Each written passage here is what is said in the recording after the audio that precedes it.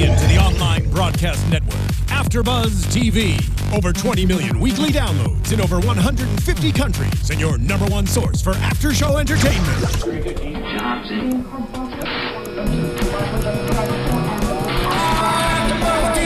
AFTERBUZZ TV, the destination for TV superfans. Producing aftershows for over 300 of your favorite TV shows. Interviewing celebrities and showrunners. And bringing you behind-the-scenes exclusives. All thanks to E! Entertainment's Maria Menounos, producer Keven Undergaro, and internet leader Akamai.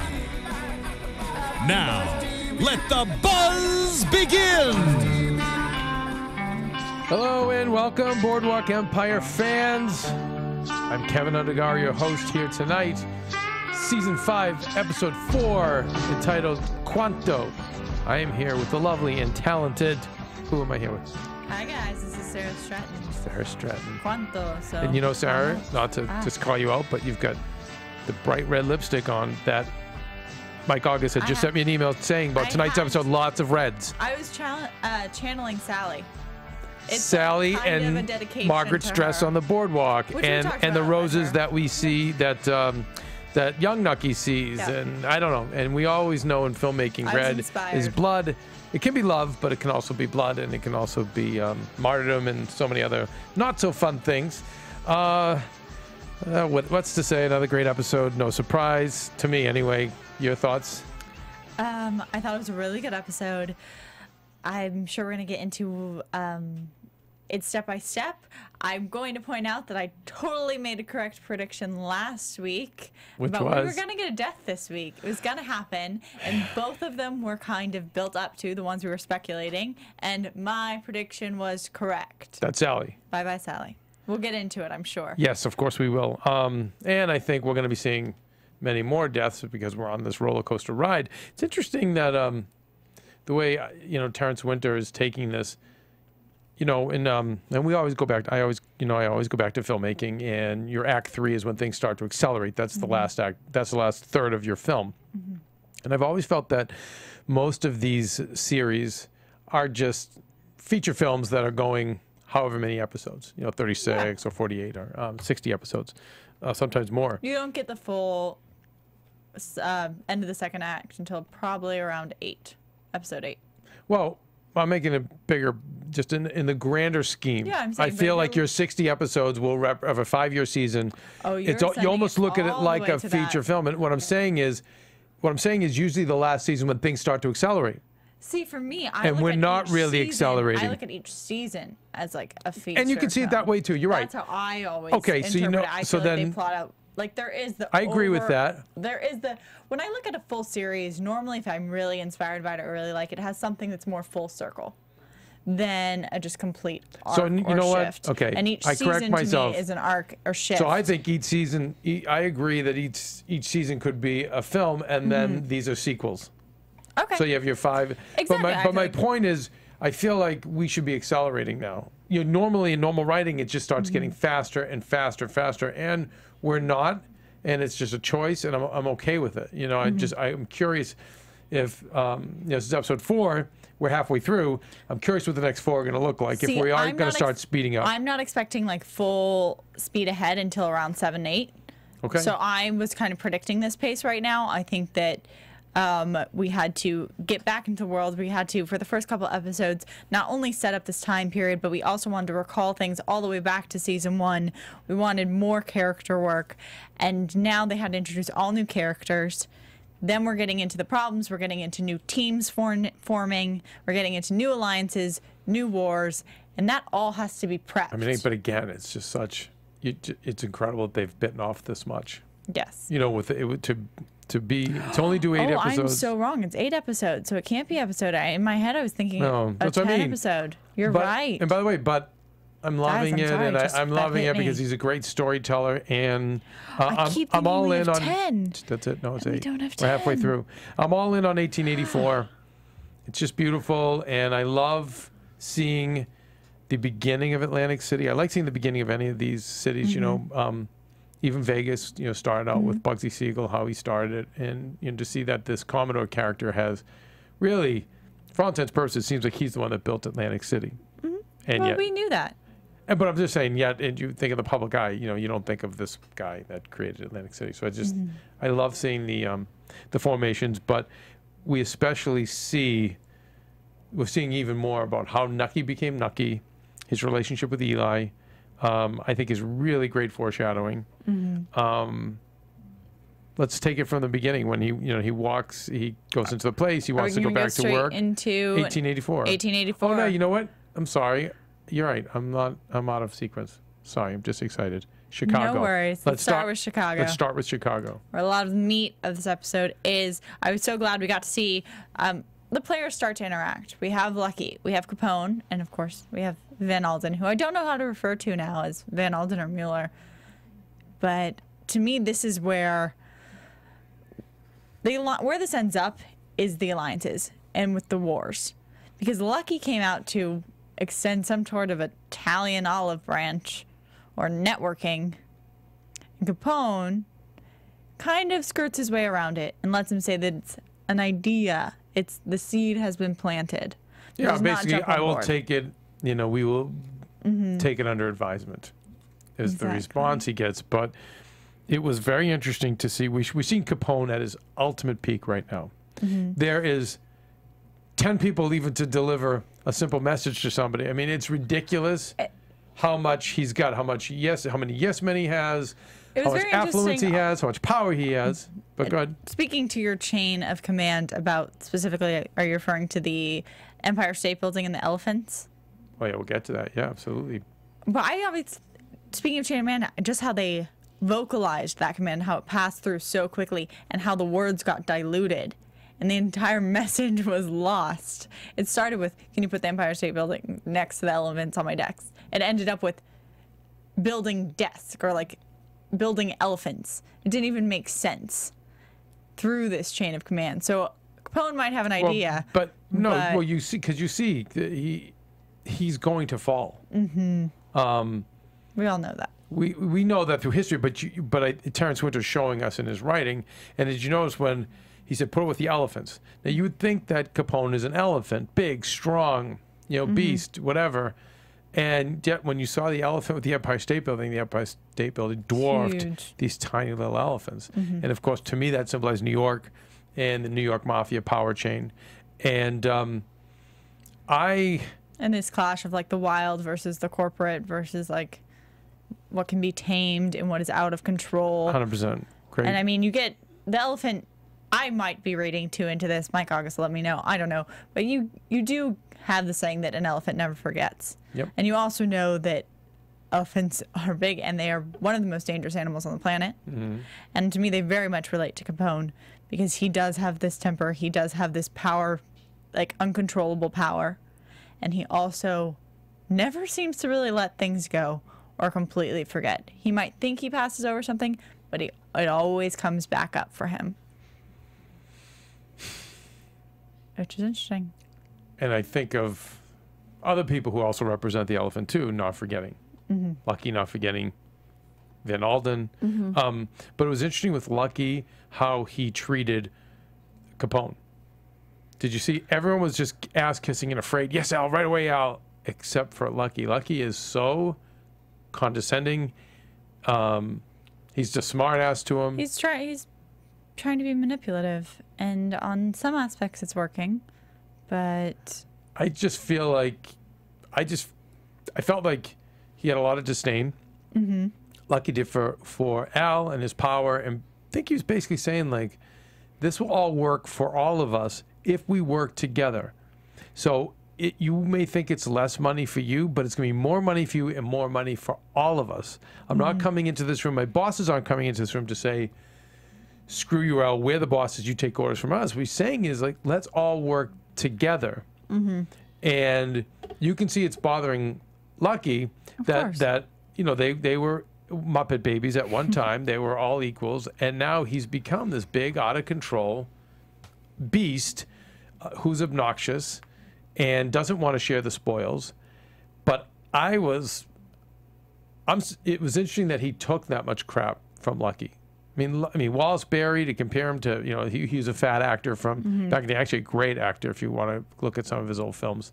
But very interesting that he was taking all those shots at him, and you see how much it pissed Al off. But Al didn't respond, didn't react to it directly, which shows you, obviously he respects the Empire State Building, he respects New York, he has an awareness of he has an the awareness, other powers but he's pissed that are about there. it. But he's pissed about it. Of course. Hence the rage at his little lackey. Oh, the God. Who I want to say his name was something like Ralph. It's somewhere in my notes, but it's lost amongst my scribbles. Does it even matter? It doesn't, because he was literally just a punching bag. I felt so bad for him the whole episode. It was extremely awkward. He represented Lucky, and he represented New York, and what he couldn't take out on him, he took typical beast. He took it out on this poor soul. Backing up, let's talk about Van Alden. It's like, I remember that guy, and you know, and of course everyone runs out, gets Van Alden, aka Mueller. And, well, we knew this was going to come up at some point, right? Because we saw in the We've preview been waiting and waiting and waiting for. We knew the moment that I think it was Mueller got involved with O'Banion, that eventually his past was going to come out, that he wasn't going to just be able to be a salesman. Right. We knew that he was not going to be able to hide this whole, you know, agent past. And I'm really happy they're bringing it up at the end of this whole season, that is coming through. Because if we hadn't seen that really come to fruition, I would have been upset. How clever was Van Alden's response to was it clever, or was it just him being like a smart person? And like, I think that just came from obviously he didn't even remember what he said, and he soiled himself. So what he said was clever. Maybe he wasn't clever for saying it, but the writing it was great was to say. Extremely clever. It was for him to say, it doesn't matter. Doesn't matter, because I've killed for you. So I've committed all these crimes. So what kind of agent could I be if I'm killing all these people for you? And I'm solid. I'm making you money for 7 straight years. And this guy walks in out of nowhere telling you how to run your business. I liked how also what he admitted, what he was like, I might be an agent. Maybe I might be a murderer. Right. Were things he actually was. Yes, right. And it was just, I thought it was so well written and so well acted out. Great actor. It was a phenomenal scene. It was probably my favorite scene of the episode. Wow. I thought he did a really, really strong job with that monologue, where it just, I felt like I could see every wheel like just full speed spewing it out. And then you got that drawback in at the end where I just thought he did a brilliant job. He lets him go because he rules by love, not fear. That part was awkward.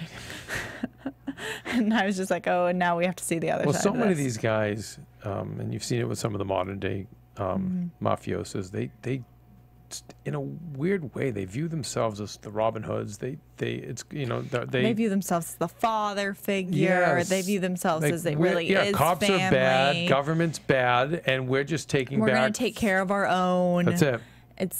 It's not we're going to be bad people. It's like this is the family. Right, you right. know? We're just taking care of our family. It is family. that I'm going to love you and be there for you. Right. And then if you make me angry, randomly kill you. Yeah, randomly kill you. It's fine. It's completely normal. Remind me to bring up Van Alden at the very end for our last button, because I think it's an interesting turn. Okay. Just on the symbolic note, when they were questioning him about wheat fields, and he said, brown rots wheat. And I felt that brown rust rots the leaf. Brown rust rots the leaf. And I felt that was symbolic. We've had nothing but talks of black and white, and at least on Sons of Anarchy, black is African American, brown is Latino, and white, of course, is white, Caucasian. But Miss Wheat is in Cuba, you know, with the Latino, and I knew that line meant there's an interesting something. parallel there. It was an interesting, almost foreshadow. I knew. I wrote it down like, oh, that means something. Miss Wheat is in danger. Yeah. I agree with you. I think that was definitely a forewarning. Anyway, we're great. I'm grateful that Van Alden lives, because I want to see him at the end. And I think more can come out of that, of his storyline. More complexity, more directions, absolutely, more opportunities. Because now we haven't gotten a ton of him, but we do have the agent who is amongst Capone's midst, who has been able to sneak in, who's now looking up Van Alden at the same time and has now found him. And we've kind of gotten a little bit of him through this whole season. So I really think that that's going to add an interesting dynamic as well, where who is going to claim Van Alden? Is he going to have to run away again? Is he going to get caught by Capone? Is he going to get caught by Nucky?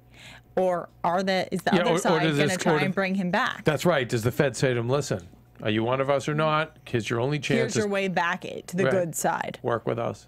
Yeah. Which I think could be a very strong pull. And we'll see. Then I think we might also get more from his wife coming back. Husband? Exactly. Oh, it's my wife. I wish she was my wife. She's great. She needs to have a voice in this. We talked about the foreshadowing. I thought was foreshadowing for Cuba. Before we move on, I also want to throw out I thought it was really interesting how they added the news footage as the introduction. Reel. Yep. The old movie reel, the black and white, and how they started it not as. We didn't get the awareness that it was on TV. We just got it filling the entire screen, and then it was a movie. Back. It was in the movie theater. And then what was in his house? It was in his house, but those were But how the audience saw it. But just to tell the people, the fans at home that don't know, because it was before television, that is how people got their news, through newspapers, and they would go. People used to go to the movies every night. It was a nightly thing, and when television came, all the movie executives were terrified because it went down from every night to, once on the weekend, and of course the industry survived. But that is one of the premier ways that people would get their news, and they'd run these newsreels in the movie houses before your favorite feature, and that's what that one was. And of course he got his hands on it and couldn't watch it enough. It was like his highlight reel. You definitely know that he went to the theater and was like, it's me, and then he went and held up the joint and took it out. I'm sure it was probably a little bit more high end than that, Sarah. No, I don't think so. I think he literally stood up in the middle of the theater and saw it. Capone was a celebrity. He had every mayor, everyone was in his pocket, and the president just kind of stayed away from him because he was so popular too. I mean, people bought into that whole Robin Hood thing. It was very sexy. And then of course, the government, brought him down with his finances. But it was an interesting component that they added to the show this week, and how they edited it in. I thought was. Yeah, what was your point about it? I loved it. I mean, I just wanted to talk about it. I think that I wanted to hear your point. I thought that it was very interesting and something we haven't really seen before. Oh, the newsreels. The newsreels, the black and white, how they. It was kind of, I couldn't tell if this was real narration, if they did all of this just for tonight's show, or if any of that was pulled from real life footage. I bet you it was. I'd like to look it up by next week. And I bet you the VO was exactly, and that's what I'm wondering. I bet you it was. It's funny. I almost wish in this, this show started in the 20s, which was when movies really came to life. The first Academy Awards was in 29, but in the early, we always had our films, but they started to hit their stride in the early 20s, and I wish we saw more of it on Boardwalk. We saw theater, we've seen vaudeville. I just wish we saw a little bit more of the medium of film. Well, now they're adding in the news. Maybe we'll get a film by the end. Yeah, I don't know. With 5 episodes left, 4 episodes it would take up some time. Now you can go on to Sally. Sorry, I interrupted you. Okay, to Cuba. No, but good interruption. Thank you. It's interesting, she has her. Sally Wheat is waiting for a wire from Nucky, and it's raining, which of course we know rain is foreshadow for something that's not so good, but either represents foreshadowing of bad omens. Thunder does too. But who knows? Maybe maybe that saves Nucky's life, because maybe if Nucky had gone down there to deliver the money, he'd be the one that was ambushed and killed. Maybe it also leaves the way a little bit more open for him and Margaret. To what? It also leaves the path a little open for him and Margaret. Absolutely, but it's another way of how Nucky just seems to survive. We all knew this was going to happen. Sally, I didn't know. You did. I knew. Well, you're smarter than me. I knew this last week, and then she was so isolated this week. He really puts it all on her. He says, "Use your judgment." You can tell she's not comfortable, really, which we've never really seen her in. I felt that she was uncomfortable. She was. Especially like when she was handing over the money. There was the drawback. And then she saw the trunks. The guy's trunks. She was clearly leaving with the money. And she clearly didn't take the money back, though, because it wasn't in her car. What could she do? How could she get it back at that point? Once you hand over a bag, she's a female. How's she going to get it back? So, no good for Sally. She just had to kind of go with it. And then it was very interesting how the policeman... we got a lot of cultural references this episode, not only just in Cuba itself, but in the exchanging of language throughout multiple characters. You get the introduction of Margaret, and I think that we're going to call him Archie now. You get that kind of transference of her teaching him English, him finally being able to interact. You get later Margaret with Kennedy speaking in Gaelic. You get the introduction of Sally as her speaking in Spanish to the, I believe it was the banker or the guy in the white suit. I'm not sure what his name was. Right. But there was a lot of different languages throughout this episode, blending of cultures, bringing in the awareness of what was happening in Cuba. There was this military disturbance, that people were in trouble and that it was starting to affect business. So they added a lot of that to me, just kind of under the surface, letting you know it's there. We've dealt so much with these characters, but there is an outside world. There are other countries. There is more going on. Right. And how those identities play into the characters. The culture clashing, and then, you know, the foreshadowing of Cuba. When you have the way the policeman talked to her. It's like, you know, basically like, you're an American. You just want to come down here. You're a foreigner. Come down here, pay our people nothing. Treat us like dirt. And think you have it all figured out. Well, you don't. And even though at the end he knew the line was crossed, like, she's an American, like, you know, it seemed like he was probably going to kill her or do something with her, but he was very concerned that the idiot, more discreet. Yes, the idiot did it out in the public. But what does this mean for Nucky's business? What does this mean for Bacardi? It's all going down. It's going down. Nucky's business is swirling down. Yeah. It's swirling down. Well, we did hear from Kennedy, though, that, what was it, rum and scotch don't mix. So if rum's not in the picture... Right, rum and scotch is a mix. Of course, I think there's just many more layers to that, you know, in terms of we're talking race relations and things like culture, that. We're talking about culture as well. Italians and Irish, too. But Nucky's getting left out in the cold. No one wants... I mean, he's not Italian. When we get there... He's not quite Irish enough. The last thing I'll say about what was interesting was Doyle drinking soda, which to me says something about him. And you know, as an Irishman, you know, now he's drinking soda. It says something about him. It also says something about switching over to more legit enterprises and practices. Sure. Going to Joe Kennedy and Margaret, and now, you know, talking about that exchange, we see them both, their feet bobbing, and, you know, for a moment, that was a very interesting. Where I'm saying to myself, this is the Margaret corporate wife, who's the amazing corporate wife, who is charming and entertaining, who is so good at being the personable person around Nucky. You got a little bit of that already with. I love Archie. I'm sorry, I really like the Archie conversation, so I'm going to keep bringing it up. Right. When he started translating. She's humanizing him, which might not be a good thing because you need him to be tough, but maybe it is if we're moving into something more legitimate. Yeah. Then, you know, we see the way she humanizes him and the way she connects to Kennedy. And we know with Kennedy, the thing that was so suspect, he was like, Nucky, you don't have you have nothing. You stand for nothing. You have no emotion. You're scary. I mean, I'll tell you guys, I was just having this conversation with my girlfriend today about somebody that... Here comes the personal answer. Personal, but you know what? There's somebody that I knew that, you know, she was like, yeah, this person's just very complex. And one of the reasons why I didn't want to do a business dealing with the person was because they had no feelings. They were not close to their parents. They were not close to anybody. They didn't have a partner in life. And I said, you know, it just spooks me. And it wasn't that the person was a bad person, just spooked the hell out of me. And I said, you know, I don't know if I want to be close to someone like that, business-wise. And I think that's Joe Kennedy, who's like, you know, because you're scared. Someone like that is scary. Because how do you reach a person like that? I don't think he was scared. I think he was not scared to the point...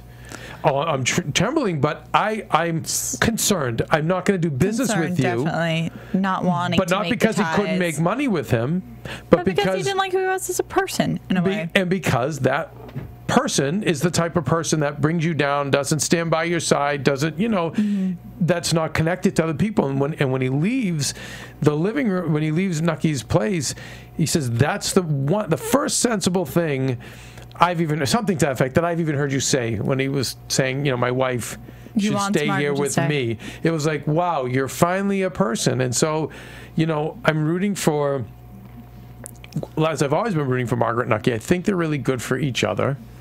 And we'll talk about their date, where that really turns out to be. But I feel like they're good for each other. My concern is with her wearing red. And Mike August is going to, I read his email, and he has this in his catches. But seeing the red on her and knowing that Nucky's other girlfriend was wearing red when she on the boardwalk, I'm just hoping that she's now not headed for the same fate And if we don't end the series where Nucky's just alone and a loner. Anyway, Sally's nails were red too. Yes. So I don't know. I'm hoping for better things. But let's talk about. We see Kennedy and her. They connect. Nice little thing. It just tells us, wow, this actually could mean that Kennedy could go down. But then Kennedy's just like, I'm just here to tell you no. Yes, I'm here to tell you no. And there's safety in numbers. What did he mean by that? Oh, that was a reference back to. That's why he had so many kids. Right. So that and just in general, having family, having lots of friends, having which Joe Kennedy did. He had tons of friends. Yeah, I think it was directly a reference to having children, because it was also like, have fun with your wife. She's staying here. Have some kids. It was a line he also used in a previous episode, why he had so many. But I think in a larger picture, it does translate more to the series that there is just safety in numbers when it comes to people bonding, when it comes to these gangs kind of creating alliances. I guess maybe, I think it broadens to that. And I think of, it was Eli who saved Nucky. Remember, it was season 3, or he stepped in, or season 4 with Chip. I'm sorry, guys, I'm not recalling. But when he stepped in and said, can we talk? And they went on their walk, and he basically saved him. So and it's interesting. We know that he's got our nephew who we haven't seen in a while. So just very interesting. Their strength in numbers. Margaret and Nucky go out for dinner, and he's like, "That's my wine." That's how the dinner starts out. She's eating a salad, and he's drinking wine. There's a lot of reference to coffee. Right, yeah. Again with the coffee. He was great with it, too. Wake up and look at what's in front of you and be happy or something. I think it's waking up. Yes, wake up to what is important Stop in this being world, so cranky. family, things like that. I think it's also coffee is not alcohol. It's the opposite, I think, of alcohol, which alcohol is gonna put you. It's a drug, but it puts you in a far different, an opposite state. And then, of course, I don't coffee beans and things like that. In the Latin America and that region. But anyway, they're on their date, so to speak. And starts out a little cool, and then of course as though they consume more wine. It was a very nice train for their conversation to start to kind of make amends with this. We're not going to have any more fights. You get the handshake. You kind of get the glimpse of romance as they don't really let go. Then you get them really not giving each other, like she calls him out about the Kennedy. And then they hide still the feelings of, I'm not going to put it out there what we could be. You say some things, you don't say some things. So they're at this point, I feel like they're very upfront about all the business. They're very upfront about the numbers, about the problems, about who they're interacting with, about what the plan is. They are very confidential about what they want from each other emotionally. And no one really wants to say anything first. She keeps saying, what are you up to? What are you up to? Which I love. They come out of the dinner, and we should probably have covered the dinner more, and I'm sorry if I'm rushing over it, but they come out of the dinner, and she says it stopped raining, which is interesting. It's also right after they made amends. And it just looked like a romantic old Hollywood movie. And we haven't seen this from the two of them in a long time. And I don't know if we've even seen it in the series. We haven't seen it from a character in the series. It was such a beautiful moment, I thought. And, for it to just culminate in a nice way, but then he gets her a room and a cab ride home. How did you feel about that? Did you know it was coming? No, I didn't know it was coming. But I think he's playing a little. I think he's running game, a little bit of game, not the game where he's a business game. I think he's running a little game, like a romantic game, like a little hard to get. Like, you know what? Okay. Now go home. You know what? And I did the right thing. Interesting. You get 25 cents on the dollar. This is what you tell her. I know you can handle it. And the last time he said that to Sally, it didn't end so well. Yeah, Sally's not Margaret. That's true. Sally is not Margaret. But still, I don't like those parallel lines. And I was not expecting him to offer her a room somewhere else. And I felt very sad, and I felt like she felt rejected. She did, but she said, "What?" But it was nice that she said, "What are you up to?" It really, like I said, it felt like a romantic comedy. It felt, and so I thought it was nice. We needed that line, and he just kept walking, and that's what I think. I think he's playing a little hard to get. Okay. I mean, because he was melting for her. I thought when they were having their dinner. You thought, okay. I think he was. Don't you think he was into her? I think that she impresses him. I think that what impresses him most about her is actually her interactions with other people. I think she creates kind of a spark in him when he gets to see these conversations with her and Kennedy, with her and because Archie. it could be the wife and family. Yeah, it's when she throws out the lines about, I didn't bring the pictures because I didn't want you to think that. I feel like that's when I see him react the most. But they did have a lovely dinner scene. And off she goes. And I hope the red is not foreshadowing for her death. But it seems to me... I don't see it coming soon.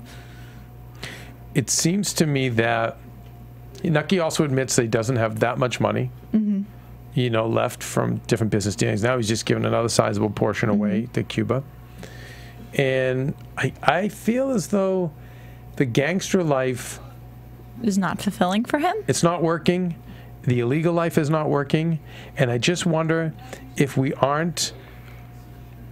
this series doesn't end with the ironic ending, which is I'm not super successful or powerful in business, but I have love and I have something more important. I have family and I have love. I wonder. I'm just saying. I know you're looking at me like I have 20 heads. I don't.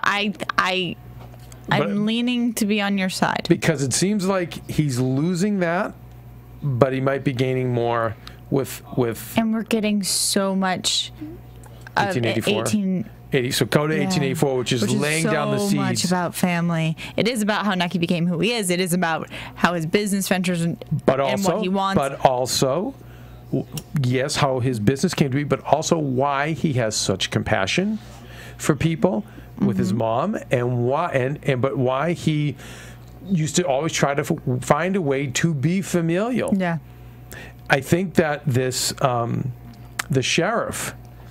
What a surprise! We see he's saying to Eli, and so sweet, and Eli's just a little kid.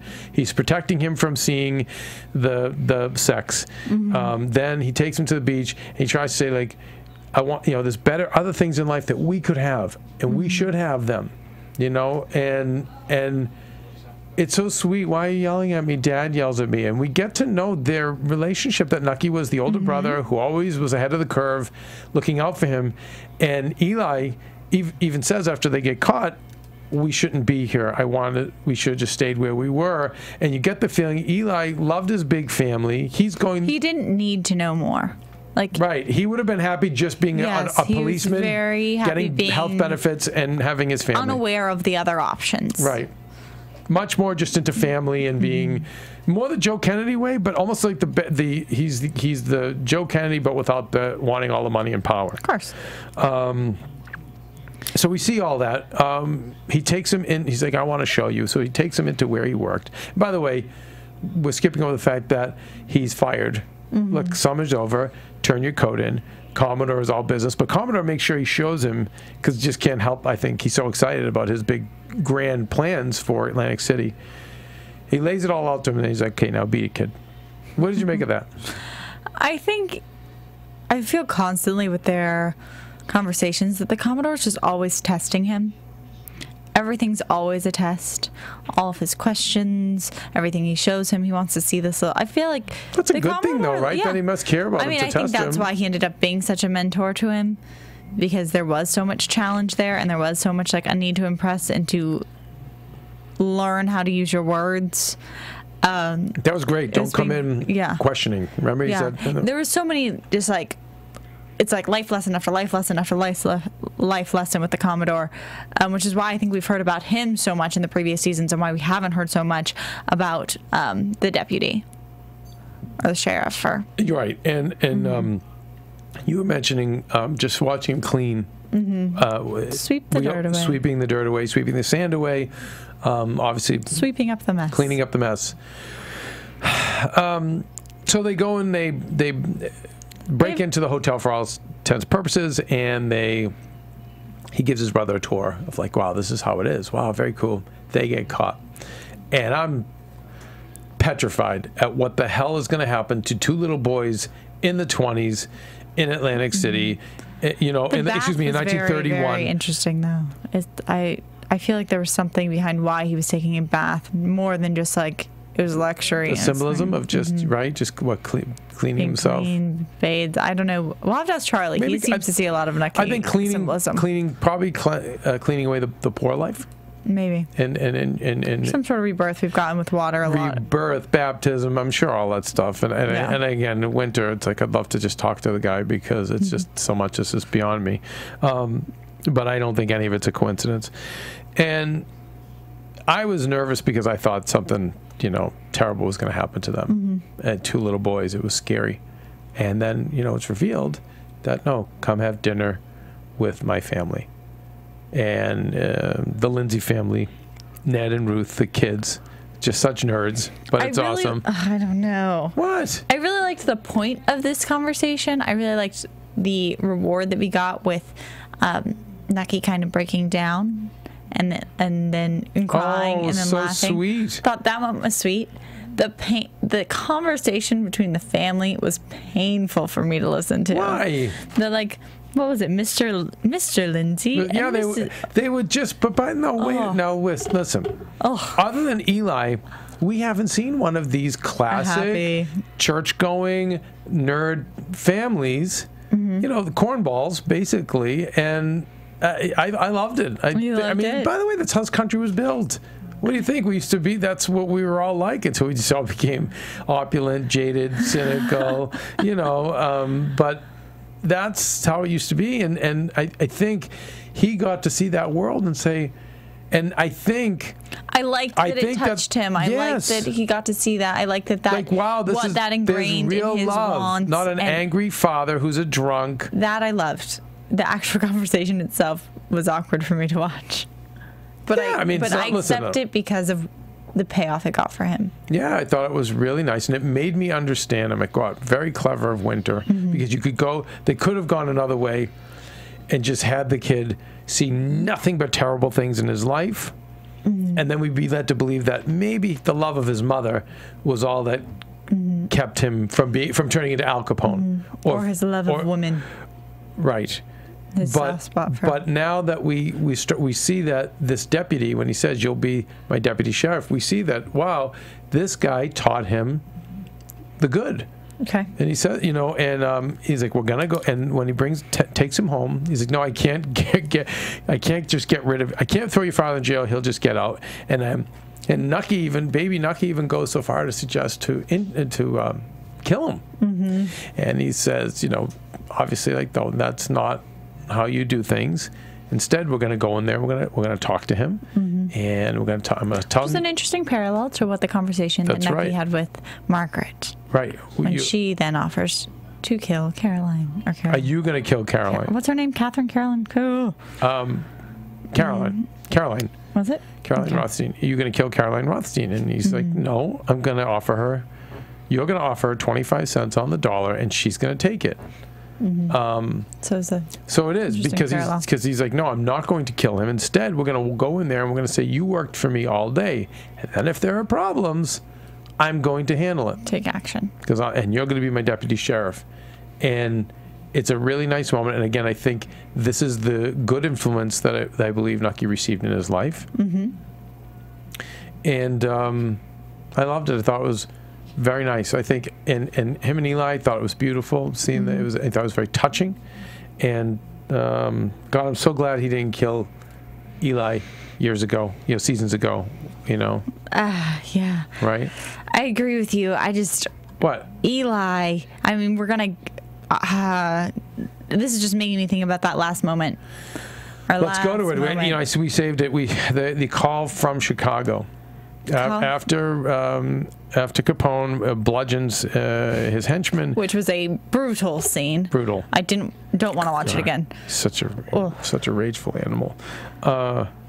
It's funny. People who've tried to romanticize Capone, it just seems that the wisest critics have just said that that's just who he was. He was just a beast. He he was just a brutal man in a suit. You know, like Whitey Bulger now, like there's people who've tried to romanticize him. He tries to romanticize himself, but people in Boston, just going Boston gangster with you, Irish gangster, people are like, no, just a brutal guy.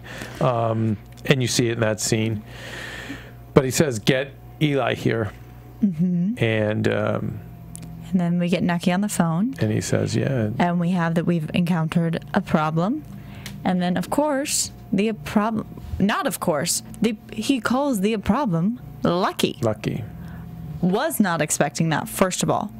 There's so many things about this phone call that I did not expect. I didn't know what to expect, but I'm not surprised. True. Because but Lucky, I didn't expect Eli to hand off the phone that quickly.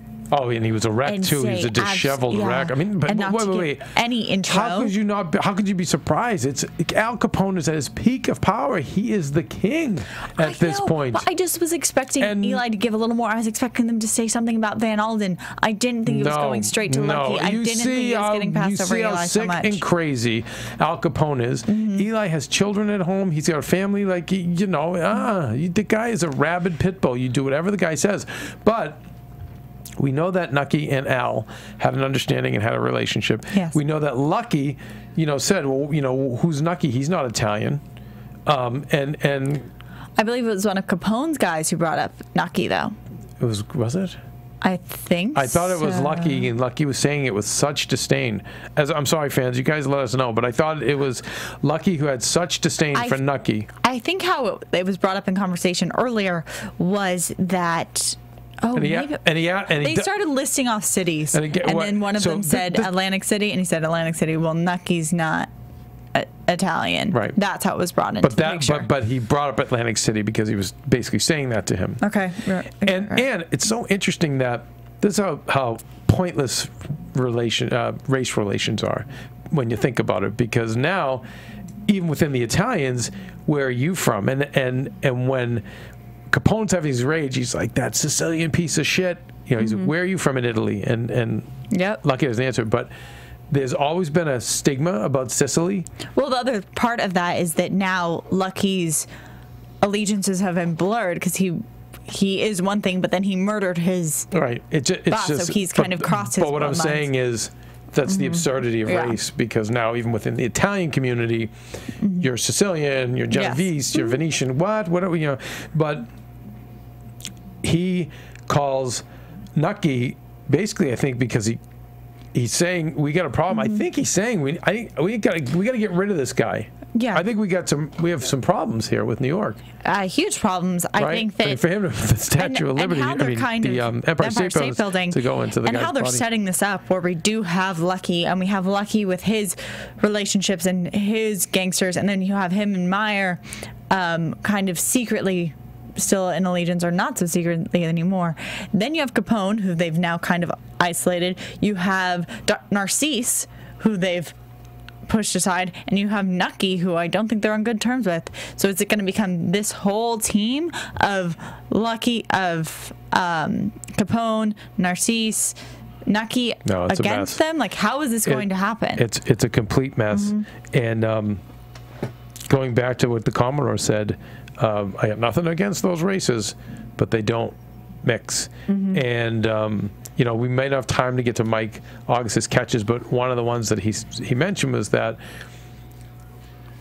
Nucky knows that the Commodore, he'll grow to see the Commodore be a very bad man. And the fact that he said this about races not mixing, you see why Nucky, Mike was saying that's maybe why Nucky was so quick to work with Chalky, because he's like, I'm not like you, Commodore. I don't believe what you believe. You are a bad man. Did Mike have any other? I know he has tons of interesting insights. Did he have any that pop to your head that we can talk about before we go to predictions? No, I think we just got to go right to predictions. Mostly the colors, the red, and he had some other things in there, but those were the ones that stuck out with me. Thank you, Mike. We'll make sure we quickly to predictions, Nando, next week.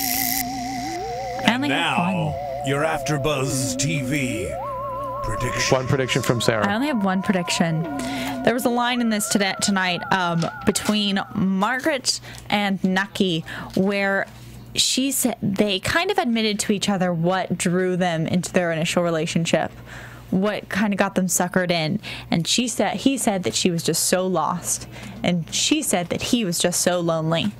And I think when they really truly hit those states again, when she is truly lost and he is truly lonely, or the other way around, and where she is truly lonely and he is truly lost, that is when we're going to really see them reconnect. And she also blamed Prohibition. He was like, yeah, I agree. Yeah. And that's another foreshadowing for him, saying, you know what, maybe this isn't the right way. Yeah. So I think they're going to come back together. I think it's going to come.